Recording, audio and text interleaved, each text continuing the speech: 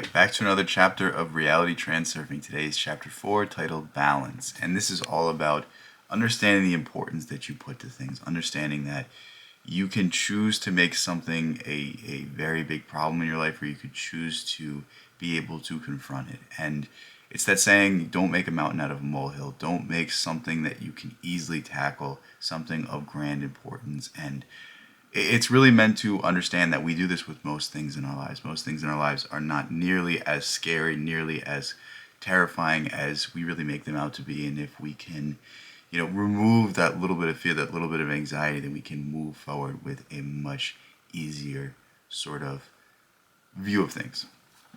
Okay, chapter summary. Excess potential is only created when you attribute importance to your assessment. The amount of importance we put to things is the amount of anxiety we feel towards it. I'm somebody that folds under pressure, and the only way I can get myself to actually perform how I prepare to perform is if I remove that anxiety, if I remove that fear. And what I mean by this is, I go to a jiu-jitsu tournament, or I give a presentation, or I do something that, has high stakes to it. Well, the only way I can get myself to actually perform to the best of my abilities is to remove the importance. When I just worry about the performance, where I worry about giving my best, where I reassure myself that the consequences don't matter, I just need to perform, and I stop thinking about the end result. That's really, really, really what we do when we fold under pressure. It's that we're giving stakes to something that we have prepared for. When you remove the stakes from it, you remove the necessity to perform, the necessity to do something, and you allow yourself to perform to the best of your abilities. Only the importance you personally attribute to something imbues your assessment with energy. Again, the more focus, the more attention we put to how important something is, the harder it is to actually tackle that thing. The force of excess potential created increases if your assessment represents a distortion of reality. The impact of balanced forces is aimed at eliminating excess potential. The action of balanced forces is often the opposite of the original intention that created the potential. When renting yourself out, instruct your inner guardian, be helpful, you remain impeccable. And what he says, renting yourself out, it's not really giving your full effort. It's not really giving your full attention to things. It's understanding that this too shall pass. That idea that, what you're going through now is temporary. What you're going through now is not essential to your end goal. And I mean, it's almost the I don't know if this is a stoic idea, but think of it. All of your problems are eventually going to fade away. All of your problems are eventually going to be dust and, blowing in the wind and no importance. Think, do you remember the problems that you dealt with 10 years ago? Maybe a few, but the vast majority of things that you stress yourself out on a daily basis no longer hold any impact on you. And I want you to remember this. Discontent and judgment will always turn balanced forces against you. It is essential that habits of negative response be substituted with transmission of positive energy.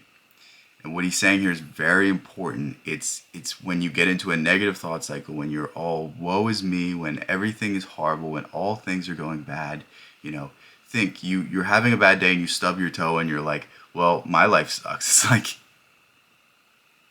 It's like we always like to assign our mood to the situation. And, if you want to break yourself out of a negative thought loop, you can't do it by thinking in that same way. You have to remove yourself from the situation. You have to turn your thought into something positive.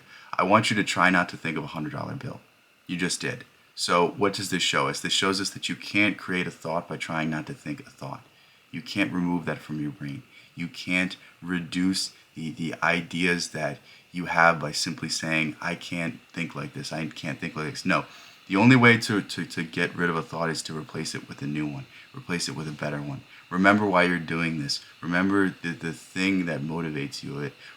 Get yourself back to your roots. Calm yourself down. Understand that this thing is not as important as you're making it out to be. Unconditional love is admiration without worship or the need to possess. And what this is saying is very important, is the relationships that are the best are not the ones where the person's like, where are you right now? What are you doing right now? What is going on? Like, unconditional love is accepting the person for who they are. And when you put restrictions on your love, when you put conditions on your love, then you make it something else. You make it lust, you make it envy, you make it possession, you make it some sort of ownership where that's not really anything that's healthy. And I want you to start thinking about this in all aspects of your life. If you really love something, then don't put any sort of restrictions on it. Setting conditions and making comparisons leads to dependent relationships. Again, I just said that it's, oh, well, you have to give me this, you have to give me all your passwords, you have to do all these things. It's like, I feel like we've all been in these sorts of relationships where, not necessarily to that degree, but we put our conditions on our love. We make, there's like all these things of like, oh, you have to take a paternity test, you have to do this, you have to do that. It's like, if you're even asking these questions, then clearly there's some sort of insecurity that you have reserve. You don't trust that person. And you can never love somebody without trusting them, because trust is just, I accept you for who you are. I know who you are, and I know that you wouldn't do anything wrong to me. Dependent relationships create excess potential. Idealization and overestimation always end in disillusionment. Think of like when you had a crush on somebody, and years later you look back and you're like, maybe that person wasn't all they were cracked up to be. Maybe that person wasn't who I thought they were, and in some way I think I was just idealizing them. I feel like we've all had that relationship or that crush that we had on somebody, and we found out that that person really wasn't good for us, or that person really wasn't who we believed them to be. And it's only in hindsight that we can understand, and it's only in hindsight that we can understand that we oftentimes over idealize things and overestimate things, and give them this mythic and perfect weight where things really aren't ever that true. To experience reciprocal love, you must let go of the right to possess. To experience reciprocal love, you must let go of the right to possess. And what this is saying is that, I can't go and tell my girlfriend, you have to be this, you have to do this, you have to do this. Like no, if I want her to be someone different, it has to be from her own volition.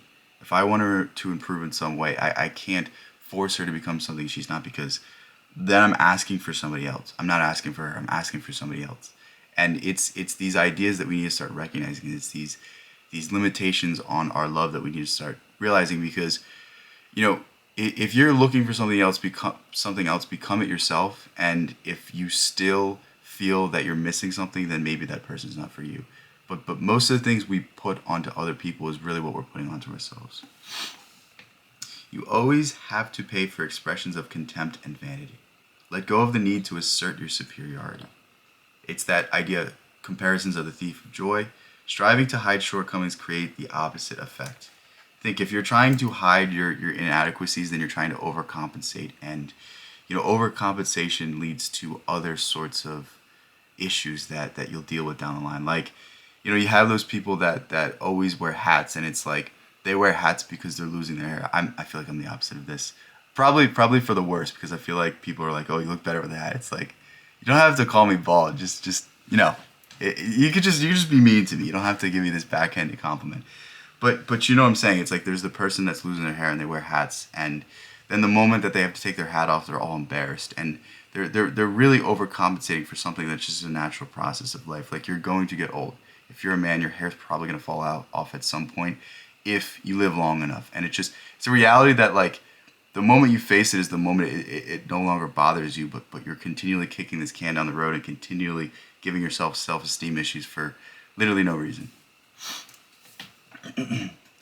Your positive qualities compensate for any inadequacies. Emerson said something that there's no quality in a human being that is not both equal parts good and equal parts bad.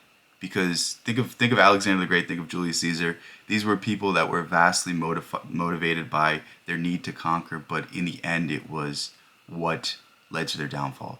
But we would not remember them without their need to conquer. So there's some silver lining in every characteristic. Think of the Napoleon complex. Think of how a short person has to somewhat overcompensate. For Napoleon, this led him to try to conquer all of Europe. And again, I don't necessarily think that's a good thing, but I'm just using very easy examples so that we can start to see that the things that we oftentimes think of our shortcomings can also be the greatest gifts that we could ever hope to gain.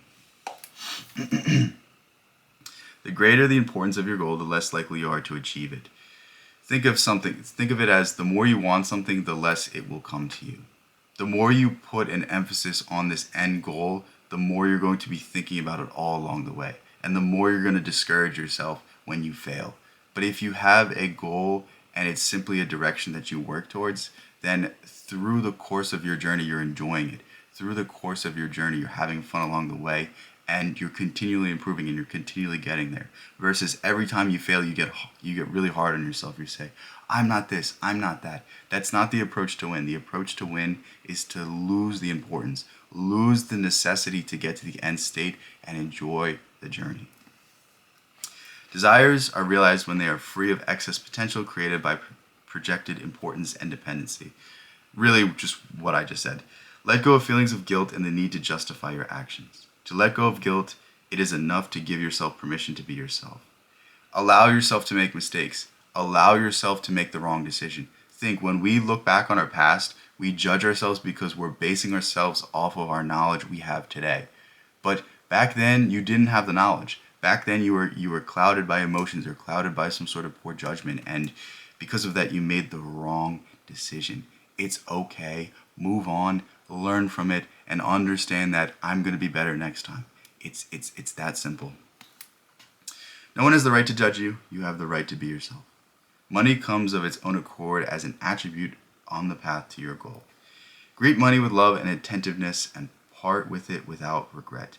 Again, he's just telling you to think about money differently, because we all have such weird ideas of money because it's kind of instilled with us since birth. It's kind of instilled with us since upbringing and all the programming of the movies and all sorts of things.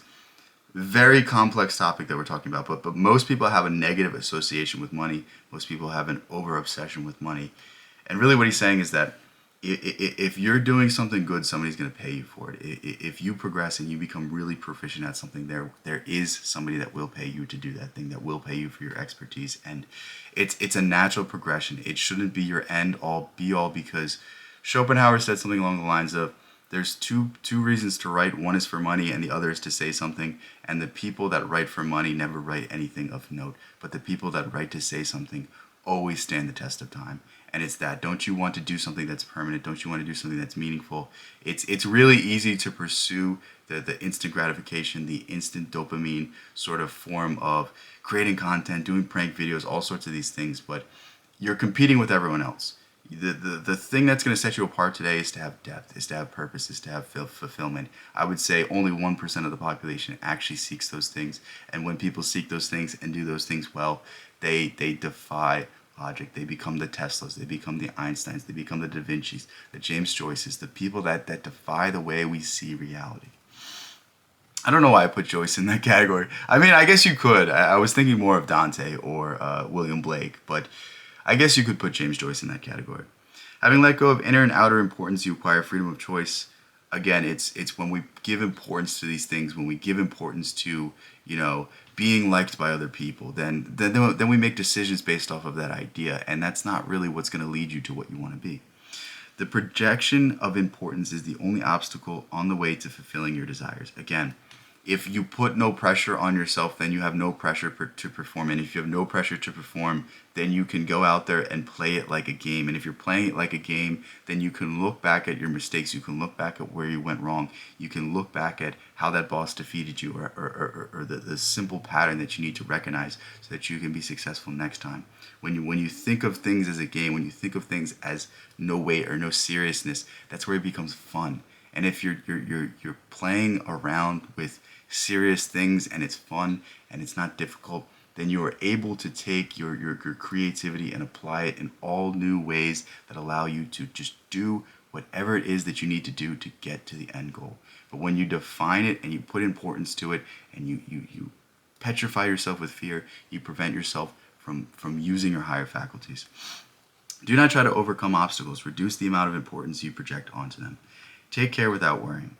Okay, so this was a pretty interesting chapter, and essentially what it is saying is that importance creates some sort of necessity for performance.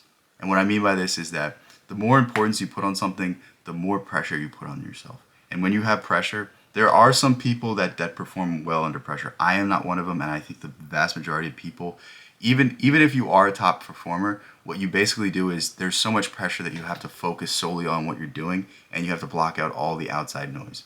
And in a way, it's exactly what I'm saying, but the less pressure you put on yourself, the less fear you have on yourself, the more free you are, the more expression that you can have, the more easygoing and easy you are towards these situations, the better you're going to perform. The more you're going to be able to show how much you prepared, show how much you worked on this thing.